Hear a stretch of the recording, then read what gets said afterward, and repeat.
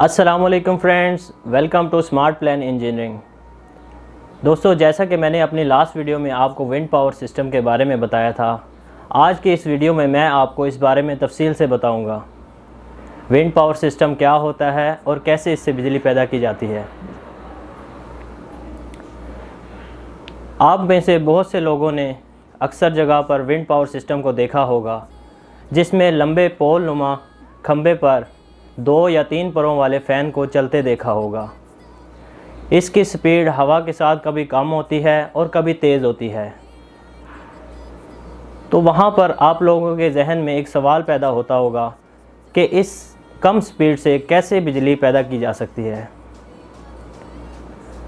और आप लोगों ने अगर गौर किया हो तो इसकी बैक साइड पे आप लोगों को एक बॉक्स नुमा लंबी सी असेंबली दिखाई देती होगी। इस असेंबली में क्या क्या पार्ट्स लगाए जाते हैं और इनका क्या फंक्शन है, आज की इस वीडियो में मैं आपको इस बारे में तफसील से बताऊंगा, ताकि आप लोग ये अंदाज़ा लगा सकें कि इस सिस्टम में कैसे बिजली बनाई जाती है। जैसा कि मैंने अपनी पहली वीडियोस में आपको जनरेटर्स के बारे में बताया था, जनरेटर को मैकेनिकल पावर हासिल होती है और वो उसको इलेक्ट्रिकल पावर में तब्दील करता है। पिछली वीडियोस में जनरेटर के साथ टरबाइन्स को कपल किया होता था। इस सिस्टम में टरबाइन तो कोई होती नहीं, टरबाइन की जगह कौन सा ऐसा पार्ट्स होता है जो इसको मैकेनिकल पावर देता है। इन सब सवालों के जवाबात आपको मैं तफसील से बताऊंगा।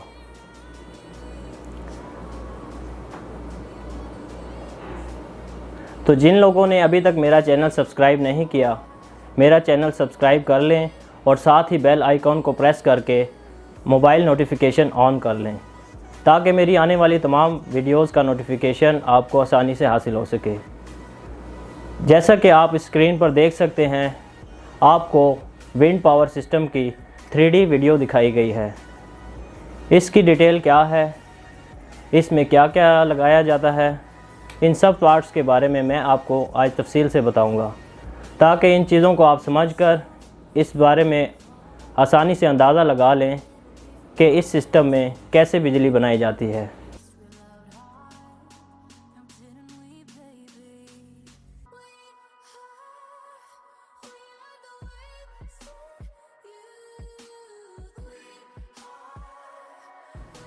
सबसे पहले मैं आपको इस सिस्टम के पार्ट्स के बारे में बताता हूँ।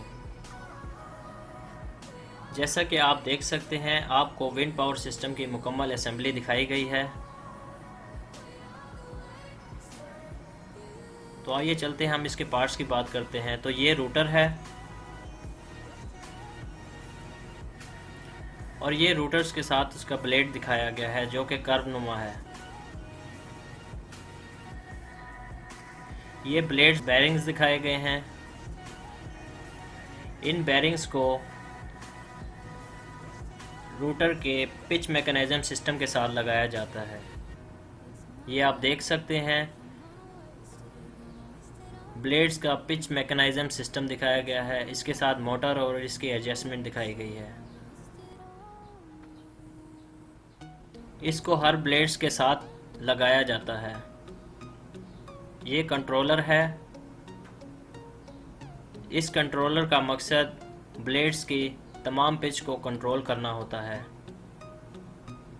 इसको रूटर के अंदर असेंबल किया जाता है ताकि तमाम ब्लेड्स की पिच को इसके साथ कंट्रोल किया जा सके। इस तरह रूटर के अंदर कंट्रोलर और पिच मैकेनिज्म सिस्टम को लगाया जाता है और इस कंट्रोलर का मकसद ज़रूरत के मुताबिक इन्हें एडजस्ट करना होता है। इस तरह से इस रूटर को असेंबल किया हुआ होता है। इस रूटर को मेन शाफ्ट के साथ लगाया जाता है। जैसा कि आप देख सकते हैं, ये रूटर को मेन शाफ्ट के साथ लगाया जाता है। ये रूटर के साथ मेन शाफ्ट है और ये इसके नीचे योक सिस्टम दिखाया गया है जिस पर असेंबली को एडजस्ट किया होता है। ये मोटर के साथ उसका एडजस्टमेंट सिस्टम दिखाया गया है। ये मल्टीपल गियर बॉक्स है और इसके अंदर के पार्ट्स आप देख सकते हैं। ये मल्टीपल गियर सिस्टम है और इस गियर के अंदर असेंबली को दिखाया गया है, किस तरह से इसकी एडजस्टमेंट की जाती है। इस मल्टीपल गियर बॉक्स को बराह रास्त मेन शाफ्ट के साथ लगाया जाता है और इससे हासिल होने वाली आउटपुट को जनरेटर के साथ कपल किया जाता है। ये आप देख सकते हैं। इसके बाद जनरेटर दिखाया गया है और जनरेटर के अंदर असेंबली को दिखाया गया है। इसके बाद ये हाइड्रोलिक ब्रेकिंग सिस्टम को दिखाया गया है। ये गियर पंप के साथ रिजर्वर और मोटर को भी दिखाया गया है। तो दोस्तों, इस तरह इन सब चीज़ों को एक बड़े से बॉक्स नुमा प्लेटफॉर्म पर इंस्टॉल किया जाता है, जैसा कि आप इस वीडियो में देख सकते हैं। इस बड़े से प्लेटफॉर्म जिस पर इन सब पार्ट्स को इंस्टॉल किया गया है, इसे नेसल्स कहते हैं। तो दोस्तों, इस तरह से इस पूरे सिस्टम को असेंबल किया जाता है।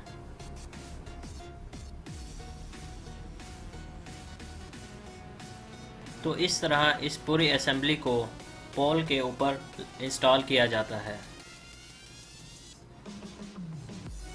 और इसके ऊपर आप ये देख सकते हैं, आपको एनेमोमीटर और विंड वैन को दिखाया गया है, जो कि हवा की तब्दीली पर कंट्रोलर को सिग्नल देता है और कंट्रोलर योक सिस्टम के ज़रिए हवा की सिमत में पूरी असेंबली को एडजस्ट करवा लेता है।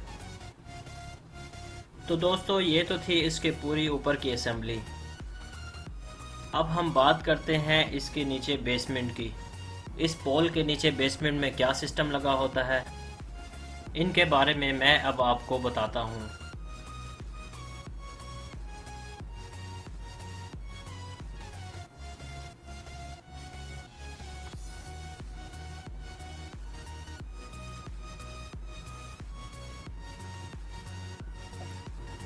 ये जैसा कि आप इसके नीचे बेसमेंट में देख सकते हैं, आपको दो फ्लोर दिखाए गए हैं, ग्राउंड फ्लोर और फर्स्ट फ्लोर। ग्राउंड फ्लोर में ये ग्रीन कलर का आपको high voltage step up transformer दिखाया गया है और इसके ऊपर कंट्रोल पैनल दिखाए गए हैं, जो कि फर्स्ट फ्लोर में इंस्टॉल किए हुए हैं। और इस पोल के सेंटर में ये आप देख सकते हैं, आपको प्लेटफॉर्म दिखाया गया है और ये सबसे ऊपर का प्लेटफॉर्म जिसको मेन असेंबली के साथ लगाया हुआ दिखाया गया है, जहां से ज़रूरत के मुताबिक ऊपर मेन असेंबली में जाकर पूरे सिस्टम को देखा जाए और इंस्टॉल की हुई चीज़ों की मेंटेनेंस की जा सके।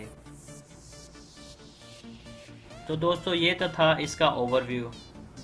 अब बात करते हैं हम इसकी वर्किंग की। विंड पावर सिस्टम में कैसे बिजली पैदा की जा सकती है। ये एक साफ़ सुथरा निज़ाम है, तो कैसे इससे बिजली पैदा की जाती है, अब हम बात करते हैं इसकी वर्किंग की। तो आने वाली हवा रूटर्स के ब्लेड को जब टकराती है तो रूटर्स में एक रोटेटिंग फोर्स पैदा होती है। तो इस तरह रूटर घूमना स्टार्ट कर देता है। अब चूँकि रूटर के साथ मेन शाफ्ट को लगाया गया होता है, जैसे ही रूटर में रोटेटिंग फोर्स पैदा होती है, इसके घूमने की वजह से साथ ही लगी मेन शाफ्ट भी घूमने लग जाती है। इस तरह से जब शाफ्ट घूमती है तो उसके साथ ये कपल किया हुआ गियर बॉक्स जो आपको वीडियो में दिखाया गया है, ये घूमना स्टार्ट कर देता है ताकि जनरेटर को मखसूस आरपीएम हासिल हो सके, जिसकी वजह से वो इलेक्ट्रिकल पावर पैदा करता है। एनेमोमीटर विंड की डायरेक्शन चेंज होने पर कंट्रोलर को सिग्नल देता है और कंट्रोलर योक सिस्टम के थ्रू ज़रूरत के मुताबिक असेंबली को एडजस्ट करवा लेता है। तो इस तरह जनरेटर से हासिल होने वाली पावर को विंड चार्ज कंट्रोलर के ज़रिए नीचे लगे हाई वोल्टेज ट्रांसफार्मर में भेज दिया जाता है, जहां से उसे ट्रांसमिशन लाइंस के थ्रू सब स्टेशन में भेज दिया जाता है और फिर सब स्टेशन में इस हासिल होने वाली पावर को स्टेप डाउन करके ज़रूरत के मुताबिक हमारे घरों, इंडस्ट्रीज़ और पावर प्लांट्स वगैरह में इस्तेमाल किया जाता है। तो उम्मीद करता हूँ आप सबको मेरी आज की वीडियो बहुत पसंद आई होगी। मैं अपनी आने वाली नेक्स्ट वीडियो में आपको सोलर पावर सिस्टम के बारे में बताऊँगा। तब तक के लिए अपना ख्याल रखें। God bless you. अल्लाह हाफिज़।